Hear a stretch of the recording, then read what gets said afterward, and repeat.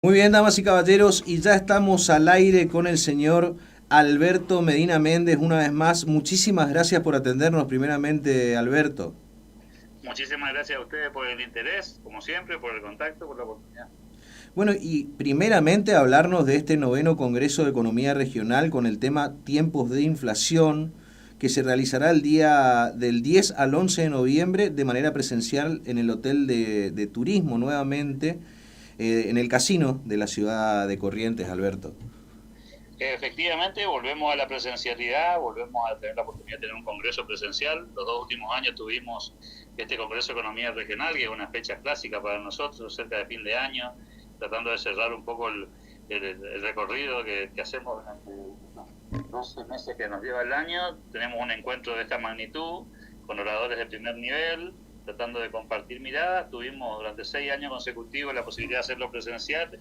Los 2 años de la pandemia tuvimos que refugiarnos en el Zoom, y esta vez volvemos otra vez físicamente al salón que nos viene a hacer con este evento, el Salón Cambacuá del Turismo del Casino, Sí. para allí compartir durante 2 jornadas muy intensas, con muchas horas de trabajo durante la mañana y la tarde, para finalmente tratar de llegar a un punto en un tema que elegimos esta vez, que tiene que ver con tiempos de inflación, ¿no? La temática es una temática extremadamente contemporánea, y te diría que ahora también global.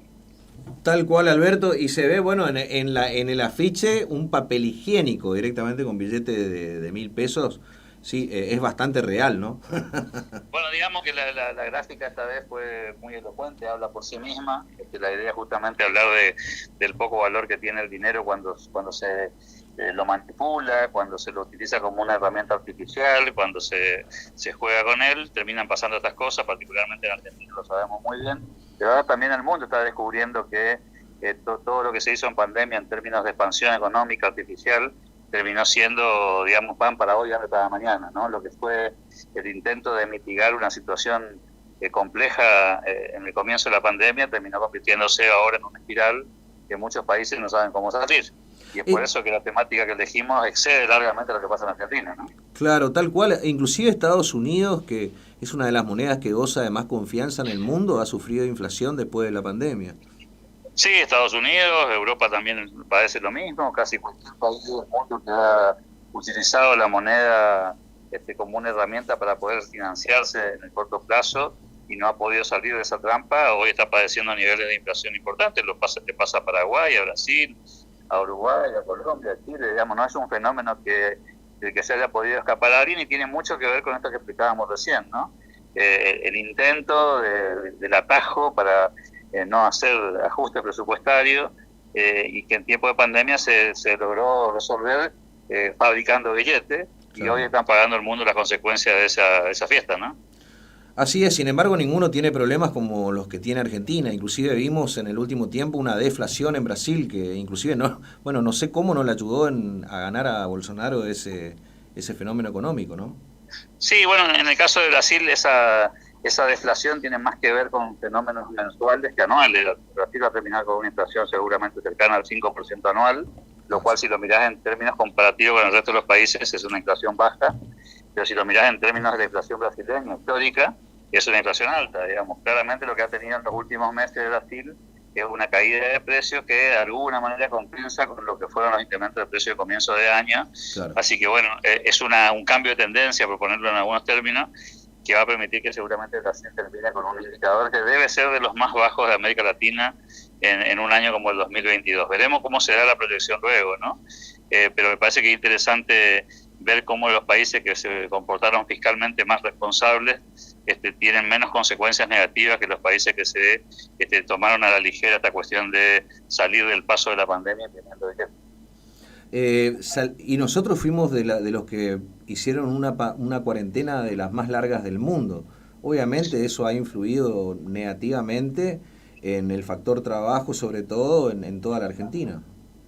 Bueno, en el caso de Argentina, la peor combinación, porque fue una cuarentena larga, un despilfarro económico en materia de distribución de recursos, con mucha responsabilidad fiscal, y el resultado te diría que es la peor combinación, una inflación más elevada de la que venía tratando Argentina, prácticamente el doble de la que tenía antes de la pandemia, y como contracara a eso, una retracción económica que fue la más alta de toda América del Sur, cercana al 10% de la caída del Producto Bruto, cuando ese no fue el número que tuvieron la mayoría de las economías de Latinoamérica, que cayeron entre un 3, un 4, un 5, un 7% en el peor de los casos. Tal vez la excepción de la gobierno sea Perú, que tuvo una caída parecida a la de Argentina. El resto de los países de América Latina cayeron por debajo de la caída de Argentina, y nosotros, además de eso, le agregamos la duplicación de la inflación respecto a nuestros indicadores anteriores. Así que te diría que en materia de desempeño debemos ser de lo peor que ha pasado en el continente. Alberto, en este 9º Congreso Económico nos gustaría que nos cuentes las figuras que vienen a exponer. Bueno, la verdad que tenemos muchos jugadores que van a participar del Congreso, muchos de ellos son conocidos, algunos otros no son conocidos, pero son todos de primer nivel. Vamos a tener la posibilidad de tener en la ciudad de Corrientes físicamente a Ricardo López Murphy, a Gustavo Lázari, vamos a tenerlo a Rodolfo Vistela, a Jorge San Martino, a Juan Curuchet, viene gente de Paraguay, como el caso de Víctor Ocampo, pero también vamos a tener muchos oradores que van a estar en forma virtual, es decir, transmitiendo desde sus ciudades de origen, entre los cuales tenemos jugadores también de una talla gigantesca, como el caso de Alberto Vanegas Lichijo, Ricardo Rojas, José Luis Esper, Luis Rosales, Domingo Cavallo, que va a ser el cierre del día domingo, Manuel Adorni, Daniel Lacalle de España, que a mi juicio debe ser uno de los pensadores más sólidos que tiene el liberalismo europeo, y un tipo con una envergadura intelectual gigantesca, que nos va a acompañar también